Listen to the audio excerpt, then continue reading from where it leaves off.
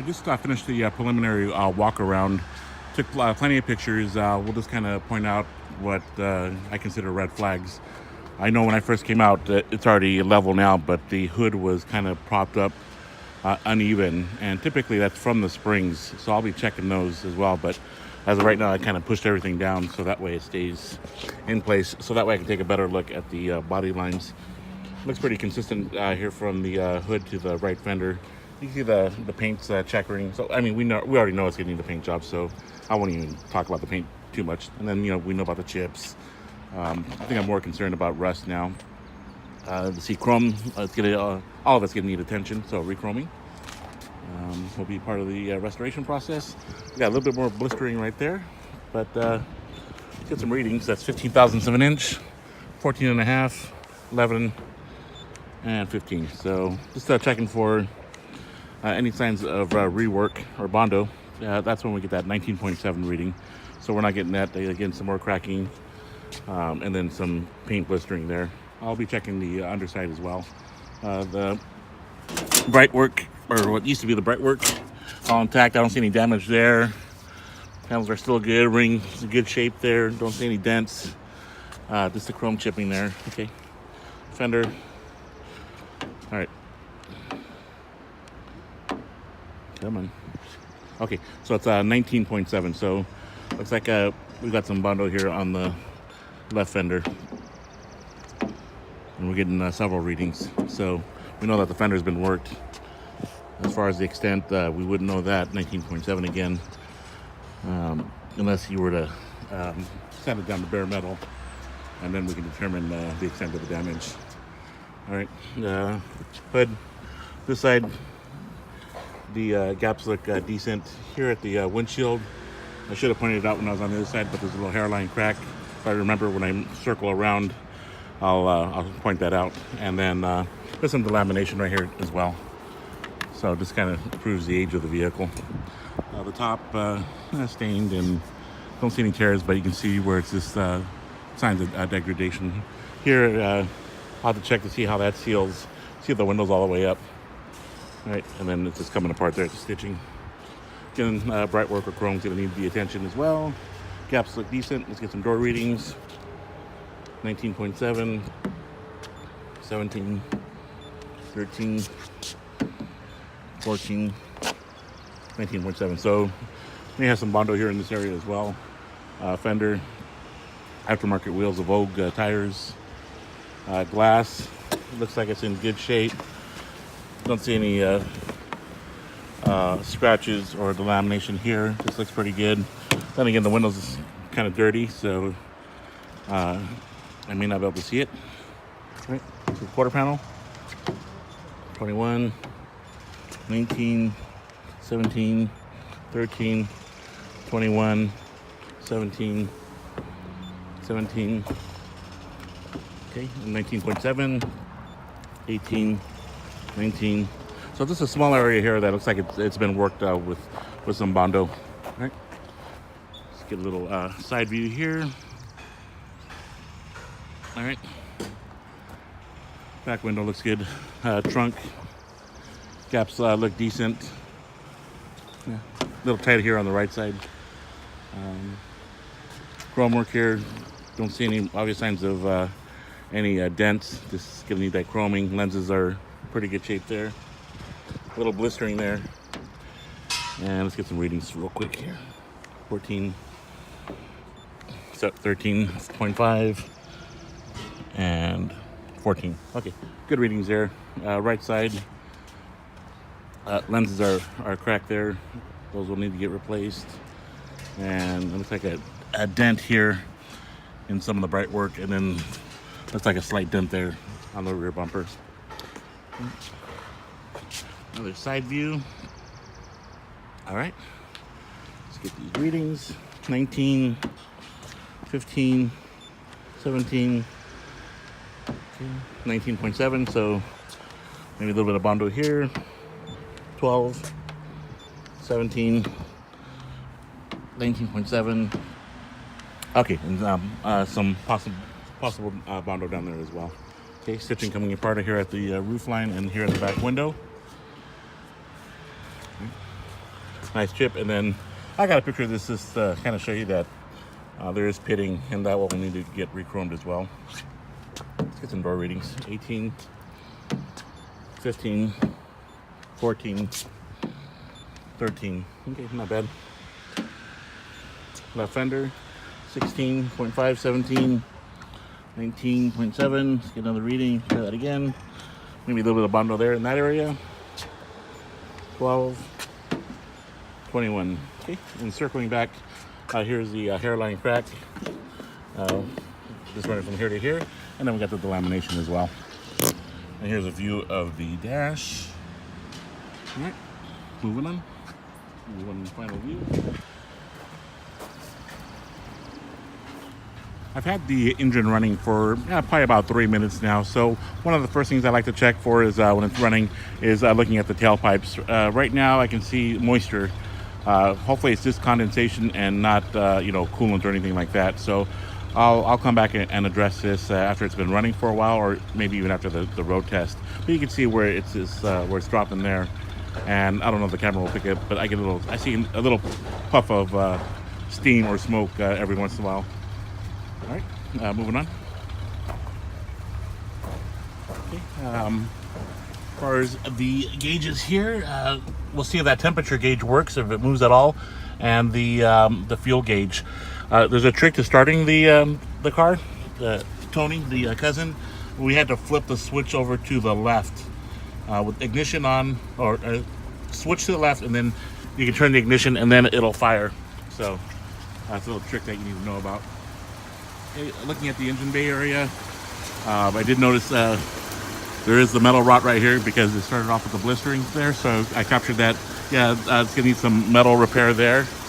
Patchwork. This side's not too bad. Okay. And the springs, I'm surprised they do support the weight of the hood. So I thought for sure they were pretty weak just the way they were sitting. Yeah, just moving on.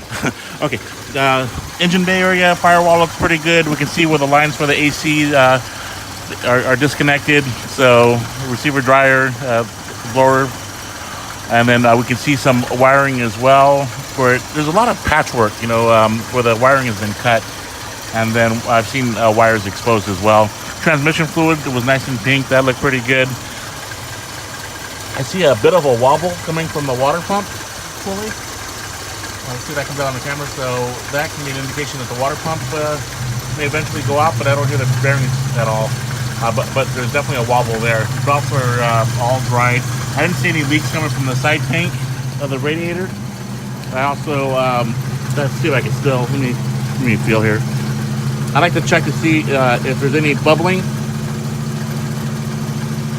If I see bubbling in the coolant, it's usually an indication of a blown head gasket or some sort of internal engine failure, so that's good. The fluid's in pretty good shape as well. Let's get this on here with one hand.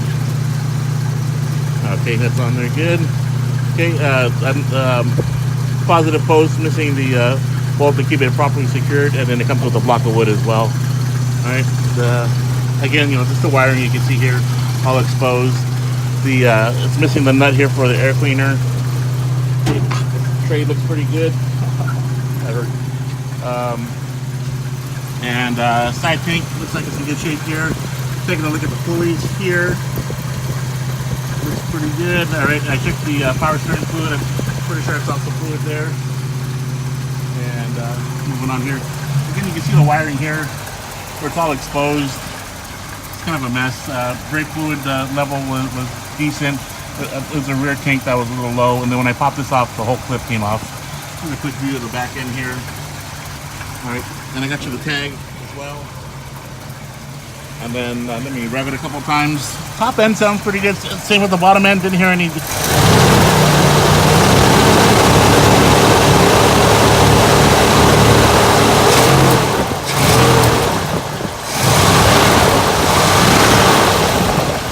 So yeah, so I don't hear any bottom or top end clacking or metallic noise. Bushings are worn here for the suspension. The frame supports look good. Don't see any signs of impact damage there either. Let's take a walk back and take a look at the exhaust one last time. right, so it looks like we've still gotten some steam or smoke coming out, dripping, so still may be condensation. I'll definitely need to check it again once I do the road test, because after that it should clear up. If it doesn't, then we know there's another issue. Yeah. Here with the interior, there's just a lot of little issues going on here. One, I can see overspray here on the door jambs. Door panel doesn't fit properly, little tweaks. Wood needs to be reworked. Wing window works, but it is hanging up a little bit, and right there binds up a little bit. Let's see, I had to correct it right there. Same with the driver's side window. It operates. It gets a little sluggish here towards the top, but it does come up. Let's see here. Outside mirror's working, but you can see where that's disdangling. I tried the power seats. They work. They move. Right. Tony was telling me. I asked him about the top if I can operate it. He says it doesn't work. He said he'd take it into a repair shop. Something about the pump is getting ripped off, and so he just took the car. So the top doesn't work, and we don't know what's going to take to fix it. Or even all the parts are there now. Steering wheel ceramics are cracked. Horn works. I verified that. Windshield wipers work. I still need to test the lights. Wipers work, yes. The adjustment works as well. The coolant, I don't think I ever saw that move. Let's see here. Yeah, still nothing there. And as far as this seems like to be there's a lot of little how do I put it? Well, non-factory additions done to this. So instead of the blower fan control here, looks like they bypass that, so it's probably not working for whatever reason. But at least I can verify that the blower fan does work. Radio, factory one, they can turn it on. I haven't tried that one. That's down there. Glove box, okay. I didn't see any issues there. You can see where it's just everything's been messed with. And what else here? Oh, the windows. Let's see, the passenger side. This one works. Sluggish, but it works. And then we do the quarter glass. That's like little Ricky Racer there. Real clunky. And then that works there. And then on the right rear, this one works as well. Just sluggish. But all the windows are working. And what else? Rear, you got the speakers, one on there, and the top headliner looks pretty good, and then the mirror is intact. But this is the interior, and I think I already mentioned about the switch to start the car. You have to hit that switch down there. All right, so Tony said I can drive it around the block here. I can't go on the streets, nor do I think I want to. Okay, this is driving here and drive. The speedometer is just all over the place. That the temperature gauge never moved, and fuel gauge that might be working. Horn worked, wipers worked. I think I went through all that already. But when I apply the brakes, I got a car behind me now. Shoot, but it just feels uneven. It goes to the left and to the right, and then I hear like a howling noise. But let's go through this again here. Okay. Good acceleration. Don't hear anything. If it's got good acceleration, that's a plus. That was me switching the gear manually. All right, and stepping on the brakes. I mean, the braking is a little better. Maybe as it warms up a little bit, and let's go around there a little bit more. I don't feel a shimmy at all. It looks like the speedometer is working a little better now. You hear the howling noise, and then when I come to a stop here or slow down, it sounds like it wants to cut out. I'm gonna go ahead and wrap it up. I finished the road test. I wanted to check the exhaust again. Looks like I don't see any more smoke coming out, so it looks like it was this condensation that just had to clear up. Typically, like I said, if there was like an internal engine issue, it would happen like all the time. If anything, get worse as it warms up. And finishing up now.